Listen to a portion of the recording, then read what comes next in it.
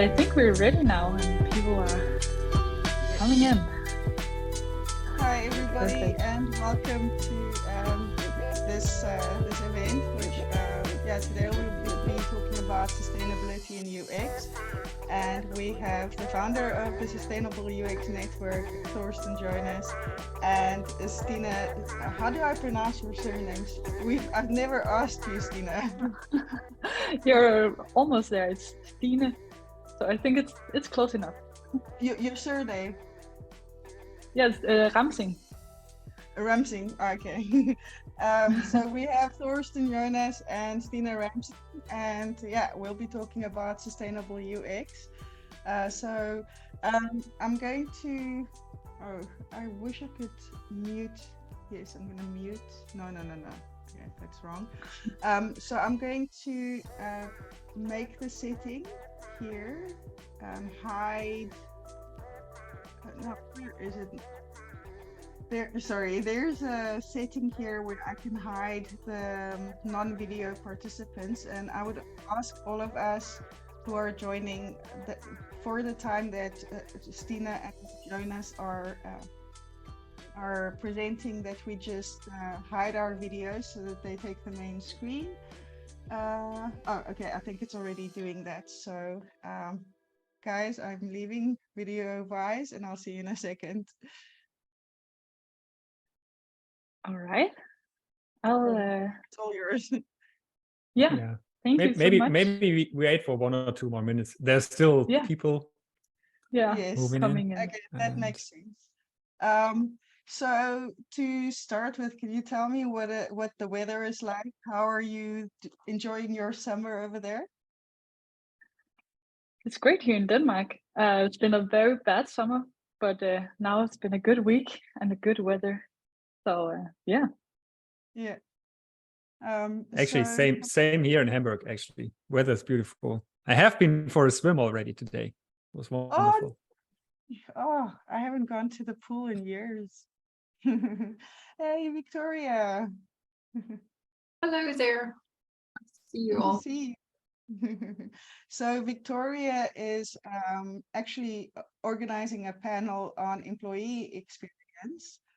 So we're collaborating for that, and she's doing a great job with that. For this session, I'm asking that everybody turn off their video while Thorsten and Stine presents. That way they fill the screen and we can all be sure to see them and see what they're talking about.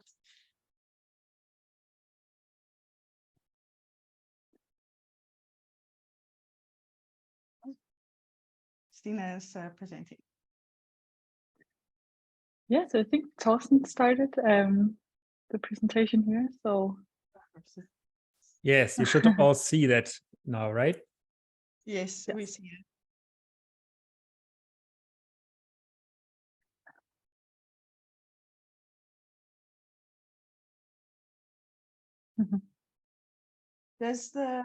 I wonder if everybody hears the sound of the participants joining. I did try to turn it off, and the only option I had was to make it only audible to us, the presenters. So I hope that, on the other channels, it's not a problem for the viewers and listeners. Okay, see that you can hear it. But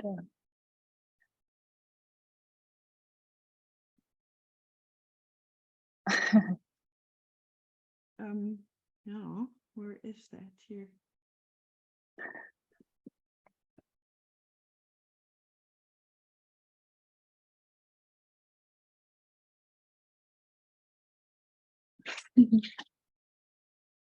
Oh, all right. Yeah. I'm sorry, but we did test the sound and I did try to switch it off. This is a brand new Zoom business account, and I'm still learning the ropes. Actually, we have a sponsor for the Zoom and for Meetup, and that is from a person here locally from Sprint Lab. And she's made it possible for us to have quite a few features in our call and to extend it for as long as we like. So Nadine, if you're listening, thank you very much.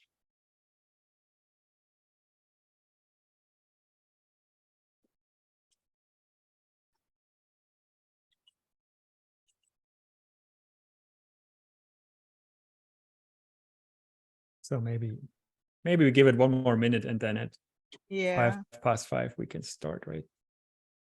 Yeah. Do you guys have, you know what we should make? We should have like branded sounds like this is the Sustainable UX Network, and we play some. That would be perfect. Yeah. Yeah. Yeah. Or a design for tomorrow waiting room with Yeah. those annoying sounds.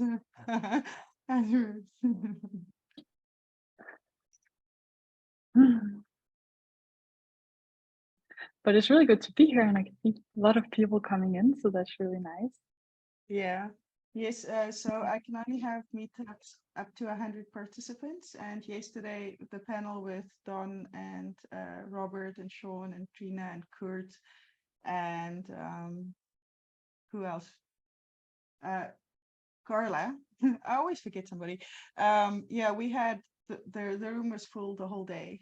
We had 100 participants from the go, so that's quite nice. I think that really speaks volumes that there is a real need in the world today for people to design for good. People want to hear about it. People want to talk about it. So yeah, I think that's an exciting development. Yeah. I think maybe should we just start a bit? Yes. Yeah. Yeah. I think yeah, that sounds good actually. Yeah. So first of all, thank you so much everybody for using your time here. It's really nice to be able to share this talk with you and share my passion with you. So what we're going to talk about today is why a sustainable mindset is crucial for a UX designer and how to apply it. But first, let us do a small introduction round. So my name is Stine Ramsing, and I'm a freelance UX designer, and I'm a part of the Sustainable UX Network that Thorsen will present in a minute. I have been looking into how to live a sustainable life for a long time, and lately I've been researching a lot how to use this sustainable mindset in my professional life, because we as designers, we have a big responsibility, I think, because we are designing people's life and we're affecting people's lives with our design. So therefore, I think it's so important to have a sustainable impact when we make these products. Because I also think about that I can take my bike to school every day or to work, and I can sort my waste and so on, and I have to do this repeatedly every day. But as a UX designer, you can actually make one sustainable decision, and that will affect the product that you use and the users that you use. So they will also be able to make sustainable impact every time they use your product. So I think that's quite motivating. And I will then hand it over to you, Thorsten. Yes, thank you. And then while I start talking, we will switch to... And I can say while we're switching, so please put in your questions in the chat and we will try to answer them in the end if we have some more time.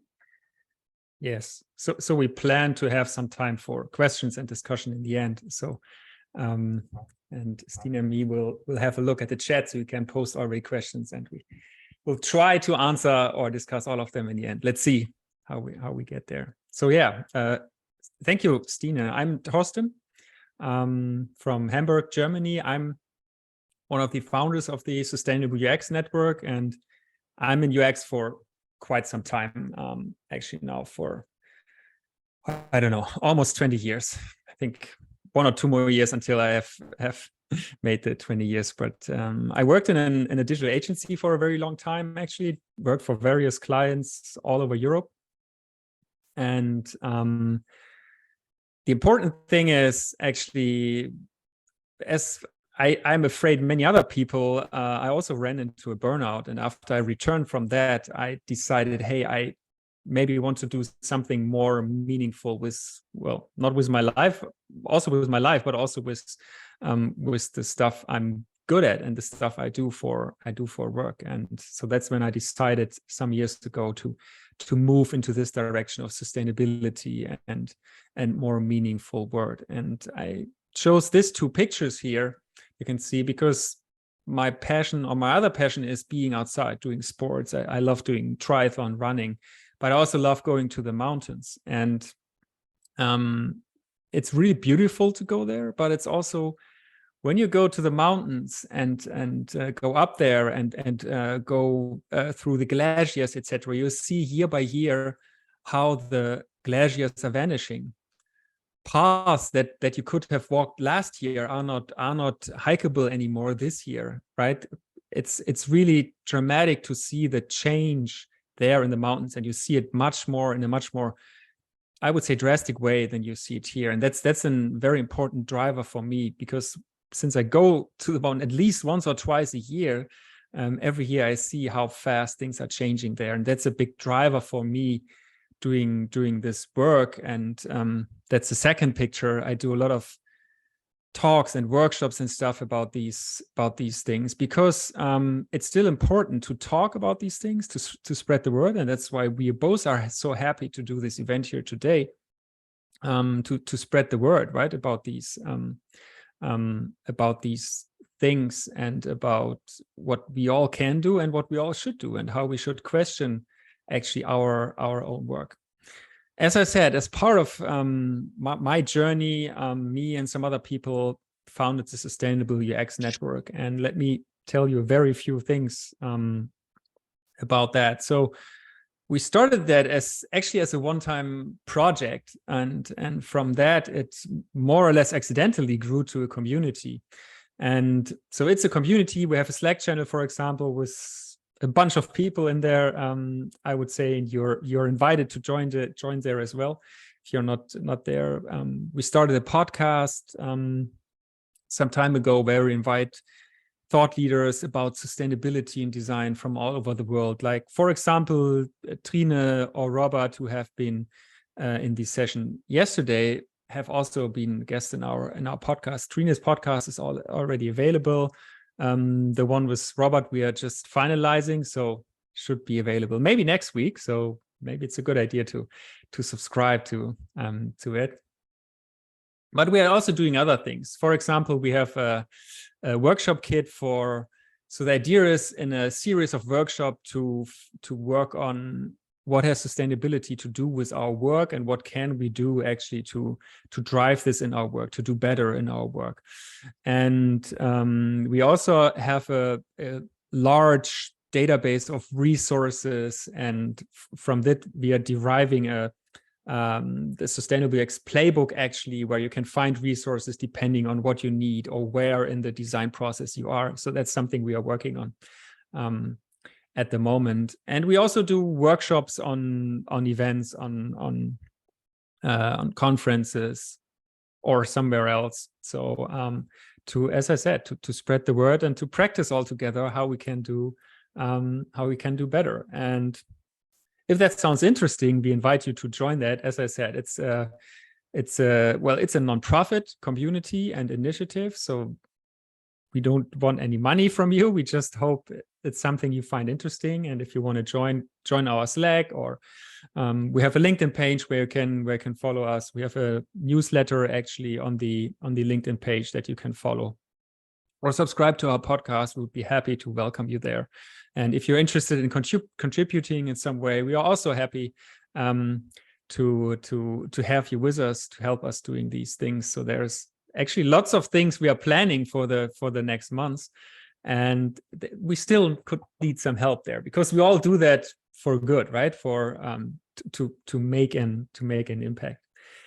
But that's it so far about the Sustainable UX Network. And now let's talk about Sustainable UX and why it is important, and why we need to talk about this. Because, well, we need to talk about the big problem that we have with UX. And to explain you what I mean, I brought here one of the various definitions of UX, or user experience. User experience design is the process design teams use to create products that provide meaningful and relevant experiences to users, right? I think we all would say, yeah, that's what we do with our work. And for me, for a very long time, I always thought, and that's so cool because I'm one of the good guys, right? I'm doing the good stuff. I'm fighting for the users. I'm building great stuff for them. I'm even fighting against maybe the business people or the marketing people or whoever to build great products for the users. So I'm one of the good guys. But is it really true that we are the good people? Or do we have to question ourselves? Has UX made it easier to destroy life on Earth? And what do I mean with that? Well, for example, much of the stuff, or almost all the stuff we build somehow relies on the internet, right? Data is sent back and forth, and all the great products and experiences we build are somehow sending data back and forth. Well, the internet is responsible for a bunch of the global greenhouse emissions, and that is going to grow. So that's a number from 2020. By 2030, it's estimated to be 8% already. By 2040, 14%. So that's huge amount of energy, right? That is used for this digital stuff that we are actually using for the stuff that we build. And what does that mean in more detail or on a smaller scale? Well, for example, I spoke at the Danish Tax Administration at the beginning of this year, and they have a website where all the Danish citizens need to make their taxes, right? So their website has roughly 2.5 million visits per month. And that could easily emit 25 tons of CO2 each month, just this one website. And how do I get to these numbers? Well, 2.5 million visits per month. They have roughly 10 page views per visit. So I looked that up. I estimated it was 1 gram CO2 per page view. They have a little bit less, I have to say. It was just easier to calculate here. But 1 gram roughly is the global default, actually. So if you have a website, you should be below that. I can tell. But Stine will tell you more about how you can achieve that later on. So that means 25 tons of CO2 per month, and that's flying Copenhagen to New York 25 times just for this one single website, right? And that's really important if we look especially at these big products we are sometimes working on. We can have a huge impact if we make the page weight, for example, of each page here smaller and get from, let's say, 1 gram CO2 to 0.5 gram CO2 emissions. And I'm talking about websites like Amazon, for example. All these, they have even much more visitors than these Danish tax administration website. And there are lots of them where we as designers can have this impact. But it's not only about the energy, it's also about other things, because we could say Amazon is, in terms of user experience and convenience for us as users, as customers, is a very good example in terms of it's so easy to buy stuff there. It's like, I mean, for a long time, whenever something was wrong with the stuff that I buy there, I could easily send it back. When I order something, it's there sometimes on the same day or maybe next day, so pretty fast, super convenient for me. And you could say, yeah, that's a good user experience. Well, they want us to buy more stuff and they make it as easy as possible and as convenient as possible. But who pays the price for that? Last year here in Germany, there was research by Correctiv about the working conditions at Amazon. And so this is just one fact, and there are many, many more I could talk about now. The truck drivers transporting the stuff back and forth between the different delivery centers, they are very often coming from Eastern Europe, and they work over months without even 1 day off. I would say nobody of us would work under these conditions, right? But this is happening right here in the Western developed countries, etc., right? So actually, people like these paying the price for our convenience, for the good UX that we as users actually have, or that we build for our users. And here's another example. And I think many of you know these services like Gorillas, Flink. So you have grocery delivery or meal delivery to your home door. You have that in all the big cities, right? And it's you could say it's good UX because it's super convenient. I can sit on my couch here, I can order via app, and then maybe not 10 minutes later, but let's say 15 or 20 minutes later, someone shows up at my door and I just need to get up to walk to my home door. to pick up the delivery. Super convenient, super good UX for me. But again, who pays the price? Well, the delivery riders are very often not even social secured employees. They are so-called self-employed, right? Or let's say in the big cities, we have these small grocery and fruit stores at the neighborhoods. They cannot match these business model actually of gorillas and co, right? Because this business model is not about making money in the first place. It's about making or gaining market share and destroying the competition. And again, that's quite a lot of people or actors paying the price for the good user experience that we build for our users. And that is too often the case, I think, right? Someone else pays the price for the good UX for the user. Too often it's the convenience for the user that overrules the well-being of all other actors in the system. And here's a nice quote from a guy called Kevin Slevin. I saw him several years ago in Malmö at the conference, which is a pretty great conference, I can tell. And this is also maybe one of my mantras. I look at this very, very often. And he said, when designers center around the user, where do the needs and desires of the other actors in the system go, right? So the lens of the user actually obscures the view of the ecosystems it affects. And everything that we build is always part of a bigger ecosystem, right? Nothing, no app, no service, no website that we build is a standalone thing. It's always part of a bigger system. There are always other actors that are somehow impacted by the stuff that we build.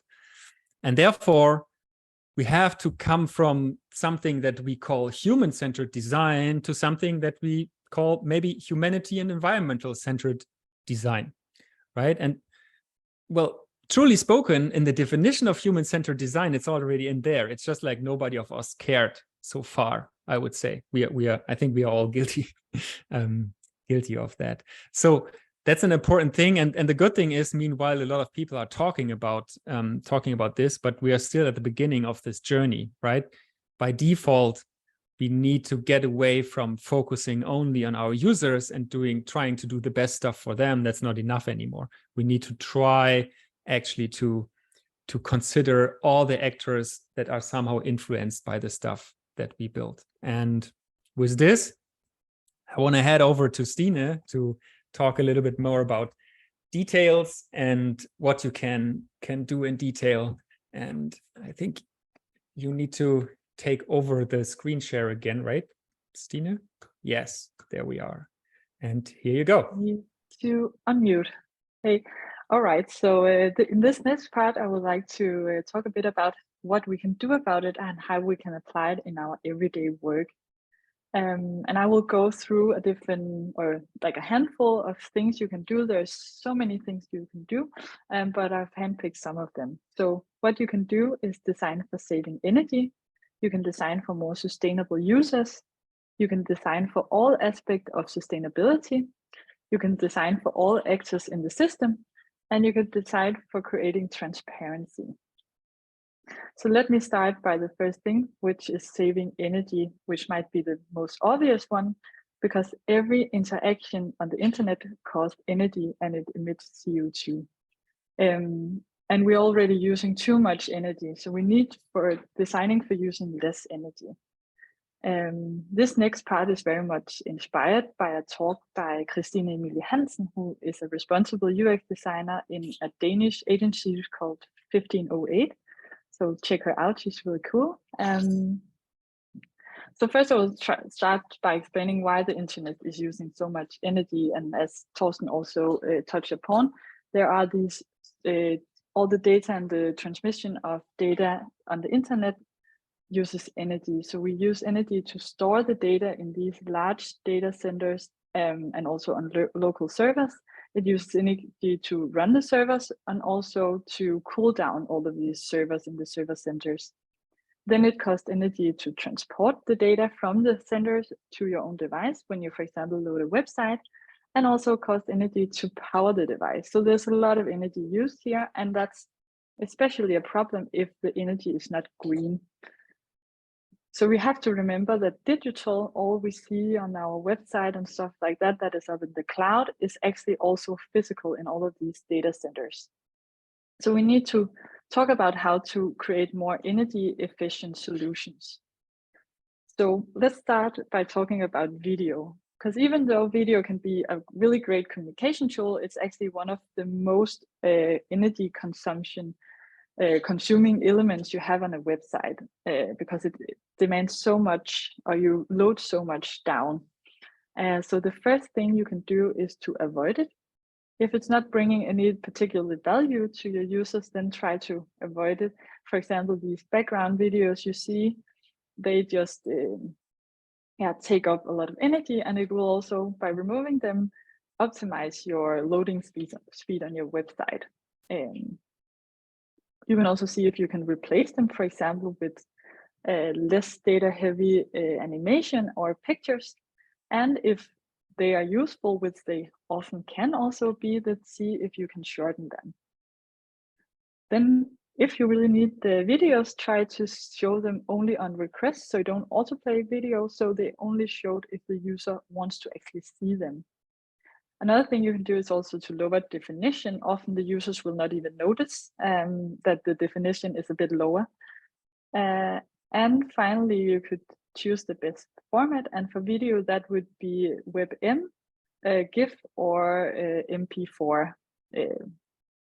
So let's see here. Let's move on to the next one, which is images. So in the same way as video, it costs a lot of energy to load these images on your website from the servers. So again, you can see if you can avoid it. And you can also try to replace it, for example, with vector illustration that reduce the amount of data that is transmitted from the server down to your website. Another thing you can do in development is to use lazy load. So you only load what is visible to the user and don't load the images that the user haven't scrolled to yet.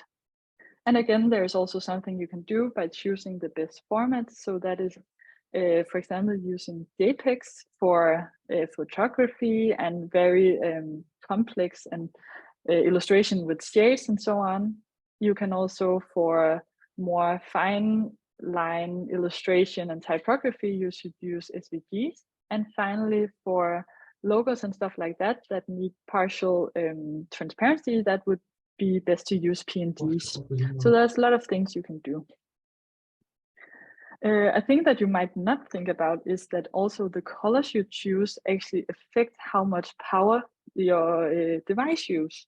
And that's especially important for when you're designing for mobile, because they have these screens called OLED, and they don't use any power when they display black pixels. They're just turned off. So therefore, using dark shades saves a lot of energy. Yeah, and you can also choose red, green, and green hues instead of blue. And let me show you why. We can see here the energy consumption is different when using the different colors. So I didn't know this for some time ago. I think it's fun to see that you can think about these things. So remember red and green. I also have an example here from a municipality here in Denmark who have a toggle button on their website where you can reduce the carbon foot or the climate footprint of the website. And as you can see here, they do exactly what I just mentioned for you. So they remove the pictures and they change the colors, but you're still able to see all of the main information that you need. Then you can actually also think about what fonts you're using. So the first thing you can do is to choose the web open font format, because when you use a font on your website, it needs to be loaded from the cloud and from the servers. So choose this format that uses a bit higher compressions than, for example, the true font, true type font file, which is also very common to use. So this will make the font format a bit smaller. You can also reduce the number of fonts you use on your website, because all of them need to be downloaded or loaded down from the cloud when you load your website. And the same with font weights. So if you use both bold and italic and regular, it needs to download all of them. So maybe if you don't need it, just choose one, for example, regular. And finally, it's a good idea to use system fonts because they're already on your computer, so you don't need to load anything. And here is a list of the different system fonts across different iOS systems. And these are also well optimized for performance and readability. So overall, this is a really good choice for font types on your websites and apps. Then if we talk about data and content, there's also a lot you can do here, because every page and every content and anything you put on your website demands energy. And also every data you store on your computer, everything demands energy. So try to see if you can reduce the amount of content you have there, and also delete if you don't need it. Because research shows that up to 90% of all data produced is actually not used at all. So try to see if you are in your company or in your work style, can see if you can define a lifestyle a life cycle for deleting outdated data. And if you do need all of this data for maybe legal reasons, you need all of this data that you're not using on a regular basis, you can try to store it offline. And finally, another thing you can do is to be mindful when tracking data on your website. All of this tracking, it produces a lot of data that you might not even use. So you can consider only tracking for a specific period of time, or you can also be mindful of how much you're tracking, so you only get the metrics that you actually really need and want to learn more about. Then there's also a lot of things to do when it comes to hosting your services, because as presented earlier, these data centers demands a lot of energy. So the first thing you can do is to shorten the distance from your users to the servers, because data traveling over land demands energy.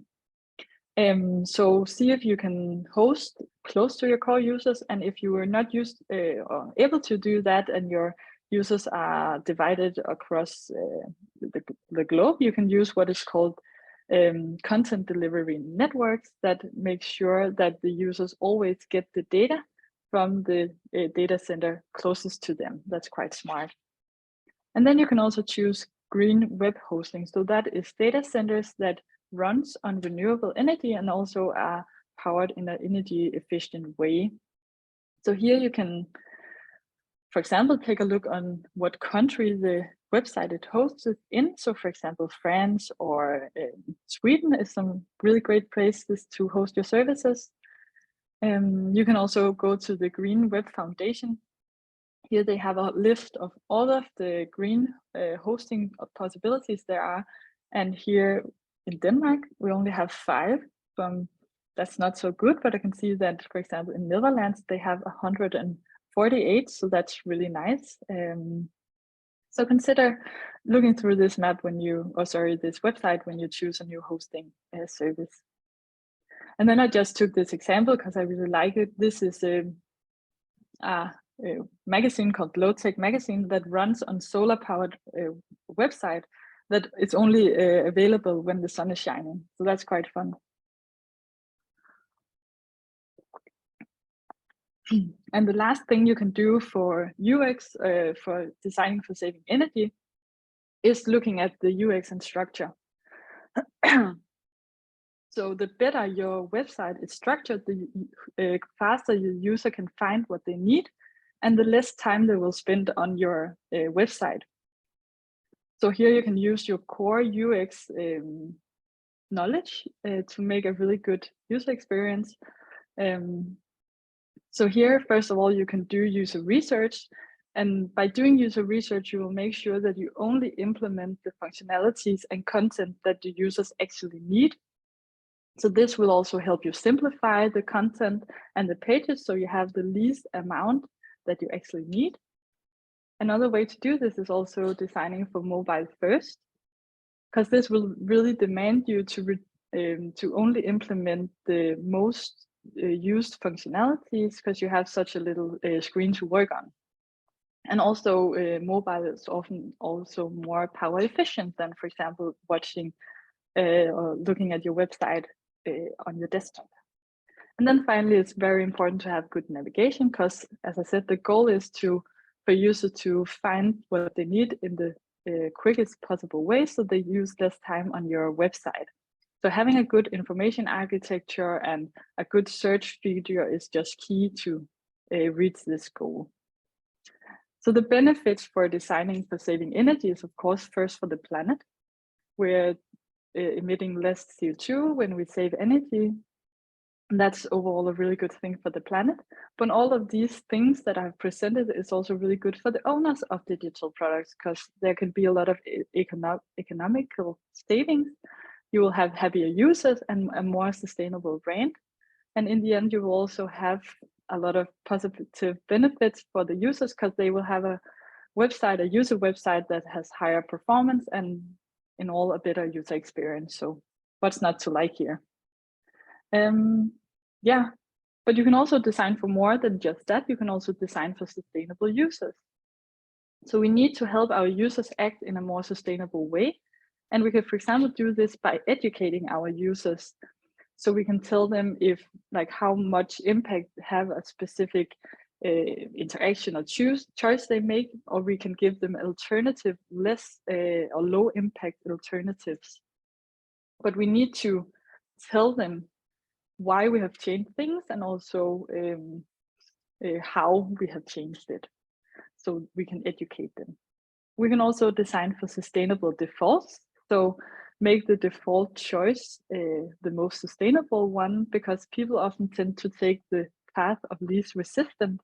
So if the sustainable is the default choice, they will often go with that. For example, if you have a website where the users buy something, then have the sustainable shipping method as the default.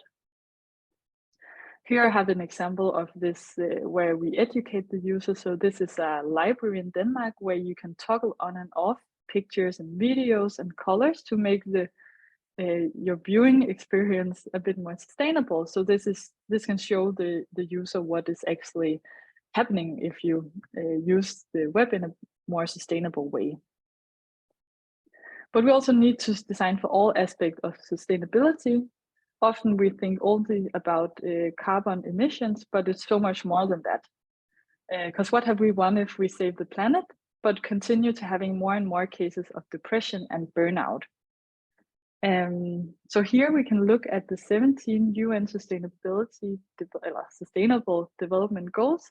It's a good place to start looking because it gives a direction of where we can focus on when working with sustainability. And of course, we have all of the climate and environment here, but we also have goals such as good health and well-being, gender equality, and reduced inequality.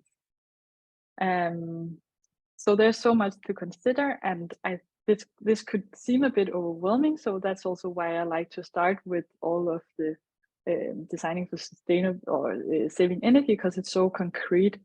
And you can maybe just go down home to your company and just focus on one of these and see what you can do in your company. Yeah.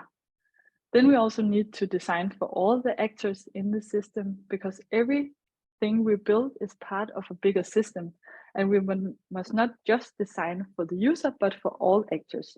And I have some example of what to do here. So we can do something or use a method called actor personas, which is looking at all of the relevant actors that are related to your solution, and therefore they are indirectly or directly a stakeholder in your solution. And these can be both human and non-human. And from these personas, you can also discuss and decide along the user journey if these actors are negatively impacted, and maybe with a little less convenience for the user, it could make a big difference for the other actors. And I just have a small example here on non-human personas, which I think it's quite a fun exercise to do in your company, and it can start some really nice discussions. Then we should also be aware that we don't include anybody from our services. So this is highly related to accessibility. And a lot of things are happening here in accessibility, as there's a lot of regulation coming up, but we need to do more than that. So we don't just fulfill the minimal regulation, we also aim for the best possible solution. We can also design for non-users. So again, switch the perspective of the persona and look at what or who cannot use our product, and determine if these people actually should be able to use our product and how we then can accommodate for them. And lastly, in this hand-on talk, I would like to talk about how we could create transparencies, because we need to explain this to our users and our colleagues and our clients, and have different ways of doing this. So the first thing you could do is create an ecosystem map. So you put your product at the center of this map, and then you map out all of the surrounding ecosystem so you get visibility of this. Then you can also do sustainable centered business model canvas and user journeys. And I have some examples here. So you can see here in the bottom, we have eco-social cost and eco-social benefits. So you have to consider this when you build your business. And also when you use user journeys, you can see here that we have the whole user journey, but we also have 2 layers of ecological sustainability that you will consider throughout the journey, and also social sustainability. Yeah, and now I will hand it back to Thorsten. Thank you so much, Stine. Let me steal you the screen share again. Yeah. Okay, there we go. Right? Yes.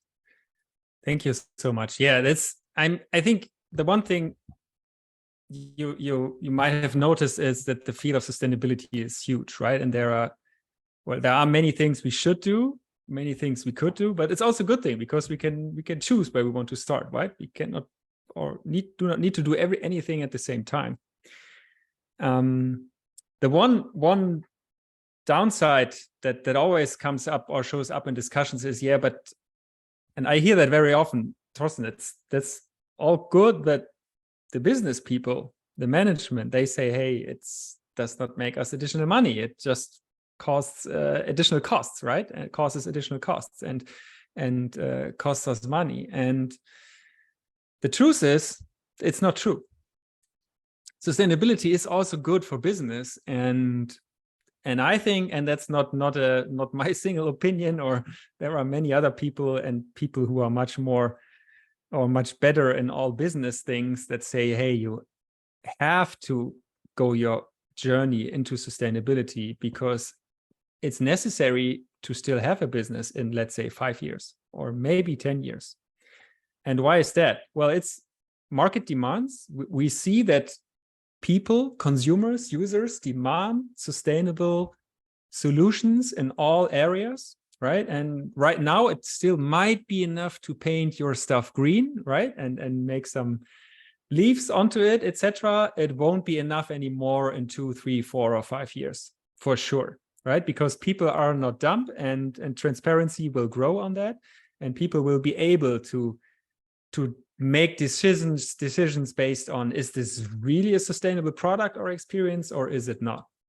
And especially here in the EU, we also see the regulations, so politics coming from the other side, right? We already see that at accessibility, for example, and we see that in CO2 emissions, for example. These things, so CO2 emissions of digital products, are discussed already in the EU Parliament right now. The whole ESG framework for big companies is a huge thing. The ESG framework has some problems, I think, but that's a different topic. The thing is, we can see that a lot of things are going on there. And what I always tell people, companies, management people, say, hey, it's not about only doing good for the planet. And if that is not enough for you, well, then you should look at your business, because you need to do these things. And it's not only people like us, saying this.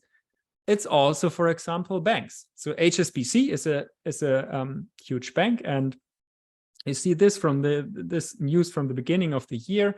Actually, they said, yeah, they put greenwashing onto their risk metrics. So banks have risk matrices where they determine, hey, a company, how risky is an investment into this company, right? And if a company does greenwashing, then it's a higher risk to invest there than into a company that does not greenwashing. And right, and if a bank says something like this, they do not say this because they want to do good. They say it because they see money in there.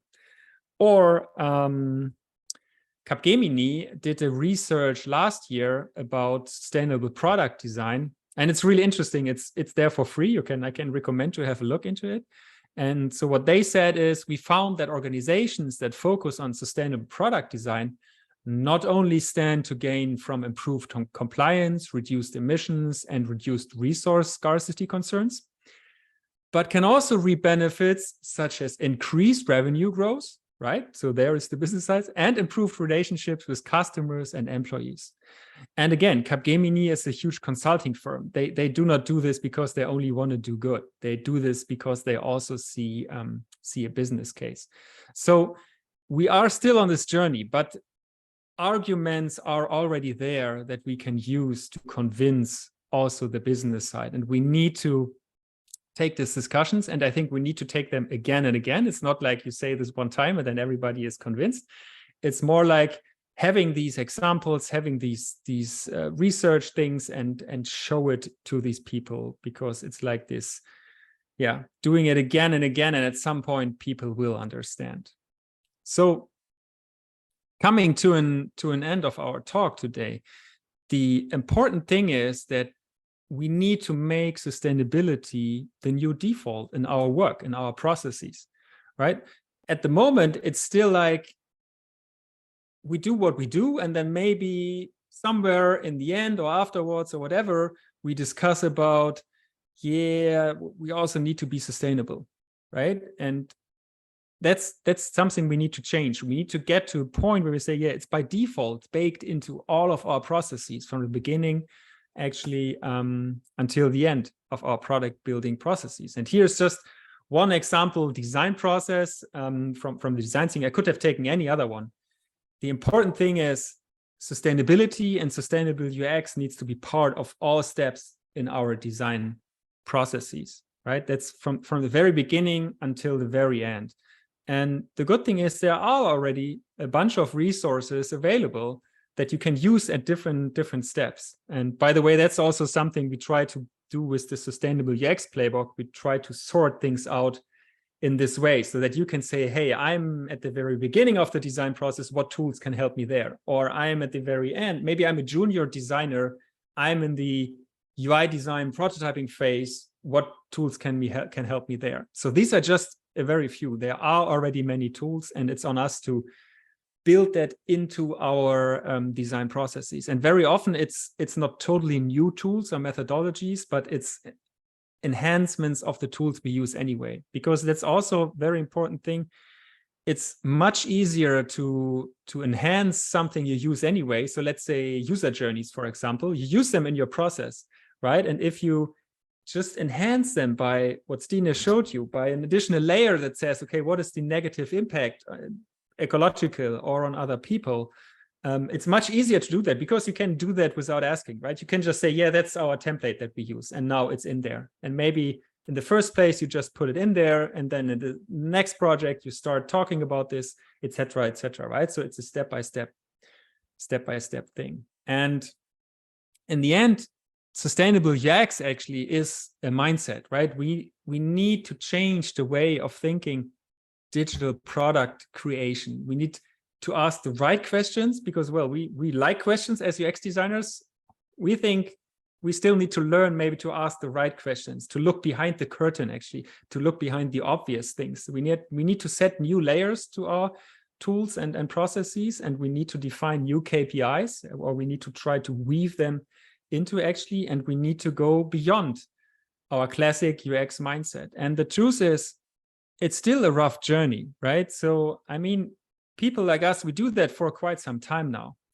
And it's still sometimes have the feelings things are going too slow, right? So we need to speed up. But well, yeah, sometimes things go slow. But I think doing anything is always better than doing nothing, right? And if we try to change something in 10 projects and only one out of these 10 times it really made an impact, then it was still worth trying it.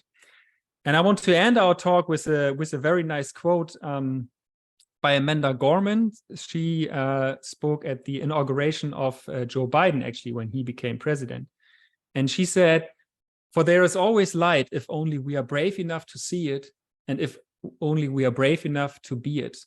And that's a really important mantra for me, right? It's we people like us need to be the front runners actually of these things. We still need to try to change these things. We need to give examples and say, hey, let's do it a little bit different. And it might be hard, and people might try to push us back very often. But I can also say, I'm doing that for some years now, and there is a big change you can see compared to, let's say, 2 years ago. It's really, the movement is so much bigger right now. So it is, even if you feel sometimes overwhelmed and feel bad and feel like, okay, I cannot do anything, that's not true. Everything we do, anything we do helps actually, and we are on a good way here, and we just must not stop doing these things. Thank you very much. And once more, you're all welcome to join our SUX network. And yeah, we still have some time for questions now. I tried, when Stine spoke, I tried to write down a few things that I saw, and maybe I can take this one thing that I saw, because someone, Nymphea, I think, asked about the energy consumption of AI. And that's a whole own topic to talk about, actually. But I used the time when Stine spoke to search for some slides I used in another talk that I did some time ago. And yes, it is a huge problem. AI is using a lot, I mean a lot of energy. And I looked up the number, and I have it here. So research estimates that the training of GPT-3, right? So this first model ChatGPT was based on, meanwhile we are on new versions, consumed 1.287 megawatt hours and led to emissions of more than 550 tons of CO2. Just the training of this model, right? And that's not all the requests we send to it all the time. So yes, that is a big problem. And another problem besides the energy is all this energy also needs a lot of fresh water for cooling the power plants and also the data centers, right? And this is also a huge problem. There's really nice research about how many water is used to cool all these data centers that we're using, because so far not every data center is placed at a place where there is water anyway flowing by. So answering this question, yeah, this is a huge problem, and I can only say try to use AI wisely. I'm not saying you do not use it anyway, but try to use it wisely, and do not use it for fun all the time, etc., right? Because it is a huge problem, actually. It's like, I don't know, it's like, yeah, throwing energy out of the window, I would say. Yeah, thank you. I've also noticed that the question in the beginning answered so good. And I think also I hear some of the questions for VR and AR and all of these like new technologies. We really need to get on top of that and have all of these conversations before these technologies get out in the world. I also noticed 2 other comments. For example, this that supports some of the things. So all of these hands-on things that I showed you also helps on, for example, it was mentioned here that removing video is giving less cognitive load, but also it helps, like, you as a user, you cannot skim a video, so you cannot find what you need if it's in the middle of a video, and there's also people getting a bit sick about seeing all of this movement in the background of a video and all of these things. So it's just really nice to see that a lot of the things that we can do for sustainable UX is also just good for the UX. If you're not even motivated about the sustainable, you can at least do all of these things just to be a better UX designer. And another thing also that you can turn it around. So actually also a lot of the things that we already do. So for example, having a good information architecture and all of these things is good sustainable UX. So you can actually also a lot of things that you already know as a designer, you can use and still be sustainable. So you can put a bit on top, but you're still you can still use the things that you actually already know. So that's just for me, at least as a more junior level designer, just a really nice thing to know that I can do that. Yes, and yeah. People mentioned that there is someone said there is an overlap between sustainable design principles and usability heuristics in the very end, right? And let me add there, yes, that's true, right? Creating efficient experiences is also good for sustainability. If I create a user journey that needs 5 steps instead of 10 on a website, okay, then it's only 5 calls of a website instead of 10, which is half of the maybe CO2 emissions of this journey. So these go hand in hand. The one problem that we have is that all the UX and usability stuff focuses only on the user, right? And that's what we try to say, is that there are, on the one hand, other actors in the system that we also have to consider and take care of. And also sometimes we need to be careful if we really do good for our users, right? Because too often, I mean, what is a very important KPI? A very important KPI is how long somebody is using our service, right? The longer somebody is using the service, the better. I know it's a business KPI, but we are very often working towards this, and that's not good, right? I mean, if people spend hours on YouTube, that's not good for their mental health. So sometimes we are even not doing good for our user if we build in things, even if we might have meant that good, right? To make it easy to find the next video, etc. So this is also not sustainable in terms of mental load of our users. But yes, there is a lot of overlap. And as I said, the definition of human-centered design already says that, or sustainability is already part of these things. It's just like, I would say it's a little bit hidden in there, so between the lines, but it's in there. We just need to, I think, to refocus a little bit and put these other things more to the forefront, right? Other actors, real good for the user. And I think very often it's about questioning convenience against the good of other actors, being it other people or being it the environment. And that's the big challenge that we actually have, because for so long we were always fighting for the good and for the convenience of our users, right? And so I think that's a big challenge we as UX designers have to fulfill. Yeah, definitely. I also found a question here in the chat, which is, as I also a bit imagined with this talk, is that you would feel a bit overwhelmed. So where to start?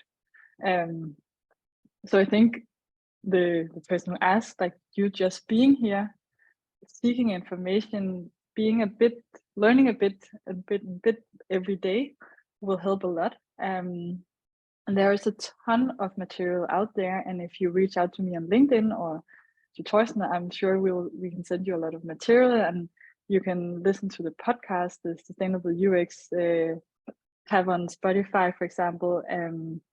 I don't know, Thorsen, if you can share anything, like what would you be your best advice for a new person coming into this space? I think at first, if you, as you also said on your slides, right, the easiest way to start is looking at the energy consumption, because especially for web design, there are a lot of great resources out there, how to make your websites more sustainable, how to save energy on the designs that you build. For example, the very good example is don't use carousels on your designs, because most often they are built in a way that all the stuff in the carousel is preloaded, and that means a lot of data is preloaded that most of the people do not look at. And there are tons of examples, so that's a good thing. There are also great people doing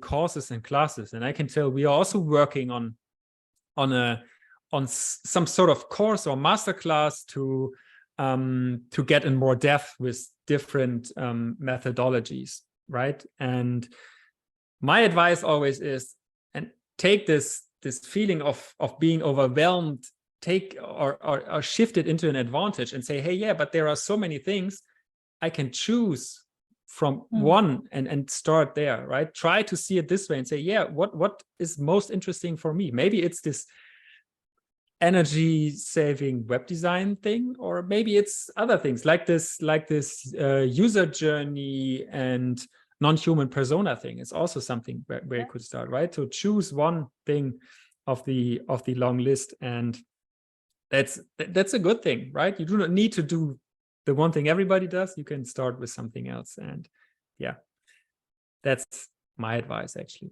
Yeah, and stay curious. I think also that's the most important thing. Like, try this one thing out and then build on top of that. Yeah, I think we reached the end of this, at least the time slot we had. I have noted down one more question that well, so if you need to leave, happy to leave. I'm happy to answer this last question as well. But if you have to leave, don't feel bad about it. Just that's fine. Thank you very much all for joining here today, actually. Thank you. Yeah, someone asked about the impact of electric vehicles and the manufacturing problem. And that is a big problem. Not only electric vehicles, also as Stine said, the devices that we use to consume the digital experiences and products are the biggest problem in the energy and resource consumption of all the digital stuff, right? It's the devices, and it's the new iPhones that we buy all the time, and it's the resources that needs to be mined to build these things. And it's, well, you should dive into and have a look at who needs to mine these things, because it's horrible if you dive into that. And well, you should try to use your phone as long as possible, or even use a Fairphone if you're comfortable with it. And in terms of cars, that's a very good example, electric cars, because I think the problem here is the narrative in the media at the moment, for me, it feels like, yeah, we just need to switch from fuel-driven to electric-driven cars and then everything is good. And that's not the case, right? Still, the energy needs to be produced. And we as a society need to learn, again, convenience against the well-being of the society and the planet, right? I mean, in a city, in big cities like here in Hamburg or any other big city, there are too many cars, right? We have built the cities for cars, not for people. We dedicated so much space for cars. Cars are parked here on the street. So for example, I don't own a car. Where are my 2.5 by 4.5 meters on the street where I can place anything else? Like maybe I want to place there a table and 2 chairs and sit there with my neighbors, right? So, and that's a mindset shift. And switching to electric-driven cars is not the solution. We always need individual mobility out of cities. But for example, in cities, we don't need individual cars here anymore. That's my personal opinion. And maybe that's a bit radical, but so we need this discussion, and we need to be careful with sometimes with the most obvious solutions, like, okay, yeah, we just switch from fuel to electric driven, and look behind the curtain and look at the deeper lying problems actually, and ask the right questions about this. And very often it's not the simple solution, but we need to go deeper and have a deeper understanding what other problems lie in there. So yeah, that's the thing about electric cars. Actually, that came out in our session yesterday as well. It seems that electric vehicles are actually causing more harm than good. But yeah, we are indeed at the end of our session. I would like to thank you for your time being here today. It was an absolute pleasure. I'd like to invite you to the Design in Focus platform to create an experience portal as Trina did. Trina Falbe connected me to you, Thorsten.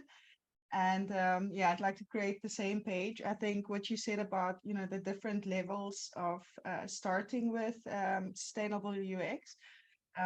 Yeah, creating I created a page for Trina with the, you know, where people can start, where they can get more involved and where they can really go all the way. And I think that's a really smart strategy. And I think all networks and everybody who's trying to design for good should take this approach, where you offer something for everybody to access the tools so that they can start implementing it to design for good through the various initiatives. Yeah, so also the examples that you said, that you mentioned, there's a big call for that. So I'd really love to invite you back to talk a little bit more, especially on some panels as well, with a different focus so that we can really get down to it. I will add all of your resources and this recording to the event pages and also to your profile pages on Design in Focus. And then that way everybody can reach you and reach all of the links and all of the content that you share. So any additional content that you want to have shared, send it to me and all of you can access it. So if you don't know yet, this initiative was started by Randstad UX. That's my community here in the Netherlands. And but it's open to the entire industry. So also any other related field to design. And it's hosted on the designinfocus.org platform. And that is a platform serving CID, the creative, the innovative, and the designers. And yeah, so collectively, I believe we can make the change, we can make the impact as long as we keep talking about it, sharing the information, you know, really putting it out into the light. So really, thank you again for all of your time, all of your effort, all of the information shared, and I look forward to seeing you again. Thank you so much for having us. It was a pleasure to be here and share the message. Yeah, thank you so much for being here. And as Stine already said, reach out to us if you have questions, connect us on LinkedIn, wherever you want. We are happy to discuss things and because that's so important. Community and there's so much joint forces. The Slack group is pretty good, right? I think there's, I've made a few connections and I think the podcast is interesting to listen to. So if you follow Stine or Thorsten, you're bound to find a bounty of information. Yeah. Until next time. See you. Thank you so Bye-bye. much. See you.